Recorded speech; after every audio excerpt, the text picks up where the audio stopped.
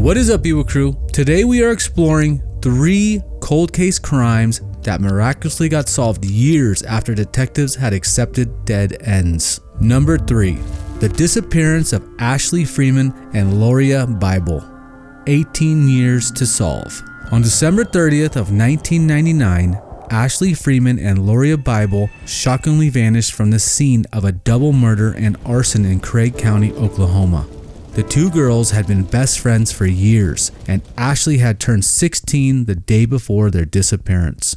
To help her friend celebrate, Lauria had asked her father's permission to spend the night at Ashley's family's mobile home. Lauria promised her father she would be home by noon the next day, but this promise would unknowingly be the last ever exchange between the father and daughter.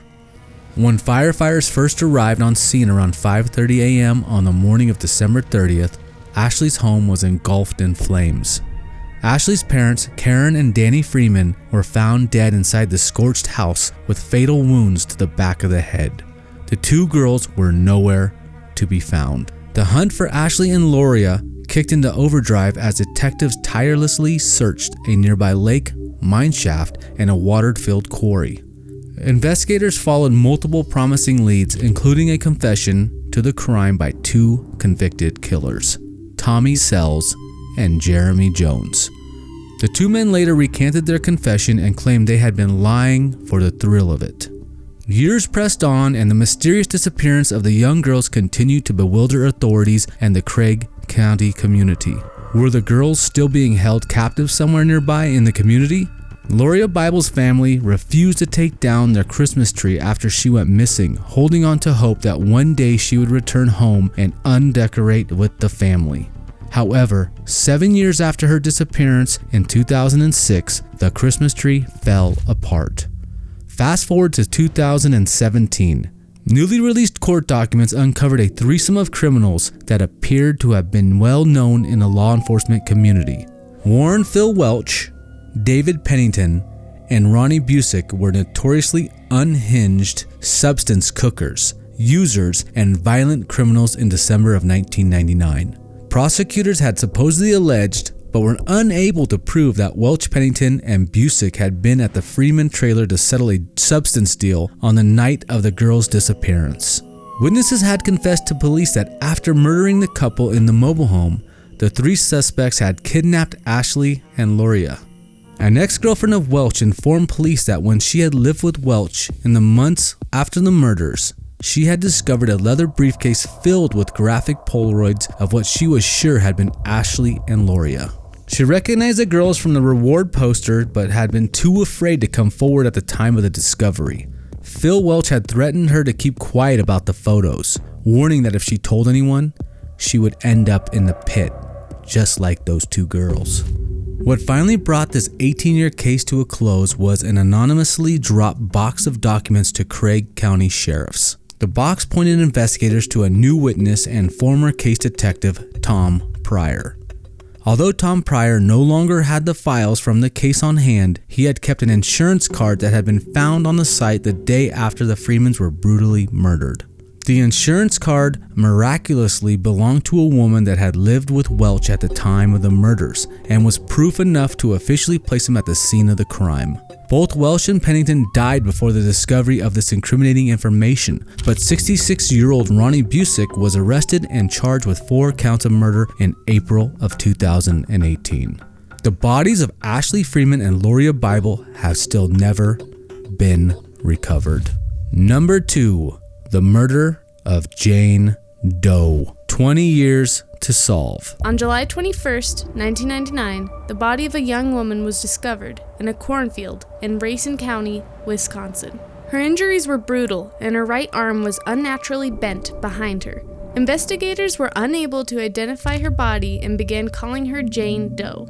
They had so little evidence to go off of that the victim's denim jacket was the closest thing they had to any leads. No shoes had been discovered at the scene of the crime, so it was possible that the victim had been killed elsewhere and dumped in the cornfield.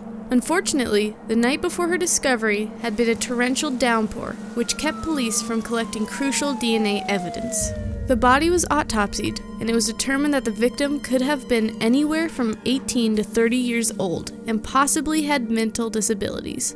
The investigation proceeded, but authorities still could not identify the victim.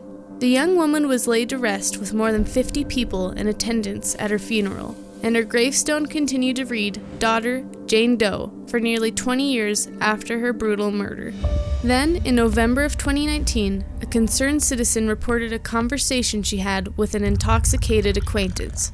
This conversation turned police onto Linda LaRoche, a Florida woman who worked at a medical center at the time of Jane Doe's death. She had been drunkenly boasting about a young woman she had murdered back when she lived in Illinois.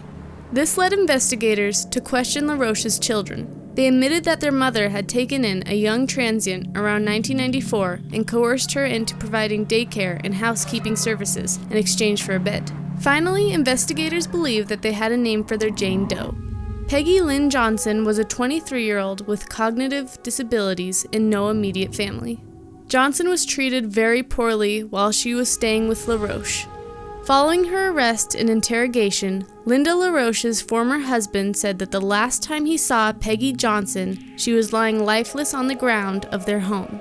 LaRoche claimed that Johnson had suffered an overdose and that she had taken her away from the home so her family would not be involved.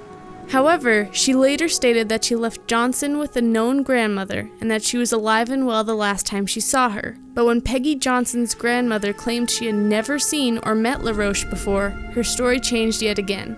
She admitted to driving Peggy to Wisconsin, but claimed that she had dropped her alive and unharmed on the side of the road before driving off. Linda LaRoche was taken into custody for the murder of Peggy Johnson, whose identity was confirmed through familial DNA testing. Soon after, arrangements were made for Johnson to be laid to rest with a proper gravestone alongside her mother. Before we get to number 1, let's do a subscribe challenge in 5, 4, 3, 2, 1. Hit that subscribe button and give us a thumbs up if you enjoyed this video. Now on to number 1, the Golden State Killer. 45 years to solve. Beginning around 1974, the notorious Golden State Killer, also known as the original Night Stalker, tormented communities from Sacramento to Orange County, California for more than a decade. Hello? Hello? Breaking into homes and eventually escalating to murder, the Golden State Killer is believed to be responsible for at least 13 murders and over 100 burglaries in California. Operating under a blanket of night, the perpetrator would break into homes while women and couples were asleep. Finding his way to their bedroom, he would then wake his victims and blind them with a flashlight to the face. Police Department staff speaking. You're never gonna catch me, you dumb f***. I'm gonna fucking deny it. Be careful. After tying up a couple, he would often place objects such as plates onto the back of the husband and threaten that if he heard an object move, fall, or break, he would start killing at a moment's notice. In the midst of these endless attacks, Sacramento County held community meetings in order to calm the fears of the general public and answer questions.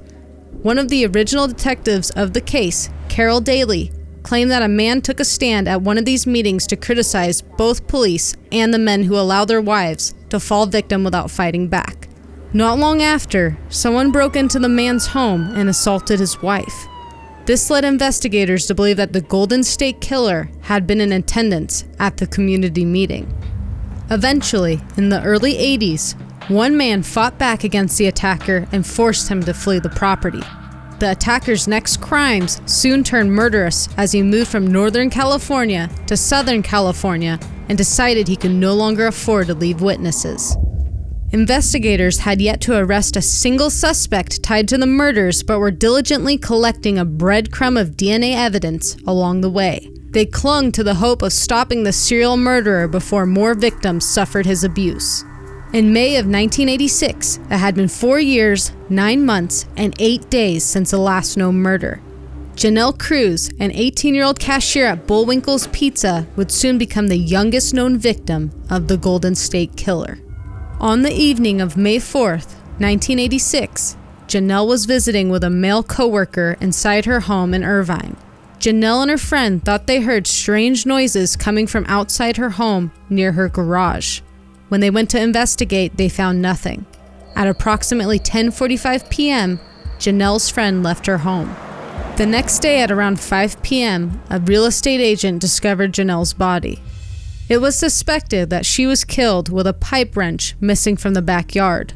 Perhaps the noises Janelle and her friend heard was the killer maniacally choosing the pipe wrench. Janelle was not only the youngest victim of the Golden State Killer, but she was also the last known death at the hands of such a notorious man. Years passed and the assault slowed to a stop. Many assumed that the killer had moved states or had passed away, and the nation feared they may never have answers as to who haunted California by moonlight for more than a decade. However, longtime investigator Paul Holes uncovered a breakthrough in January of 2018. Using the site GED Match, Holes uploaded the DNA profile of the Golden State Killer and miraculously found distantly related family that eventually led to one suspect. Joseph James D'Angelo was a former police officer who was fired from the force in 1979, 3 years after the Golden State attacks began. Once Holes and his team narrowed in on D'Angelo, they collected a DNA sample from a discarded tissue that happened to perfectly match their mystery attacker. 72-year-old Joseph D'Angelo was finally arrested in April of 2018, 45 years after his first known crime. As of March 4th, 2020, D'Angelo offered to plead guilty in exchange for a life sentence to avoid the death penalty. If you enjoyed this video, a playlist is going to pop up right now. Click on one of these videos and go watch. See you guys next time.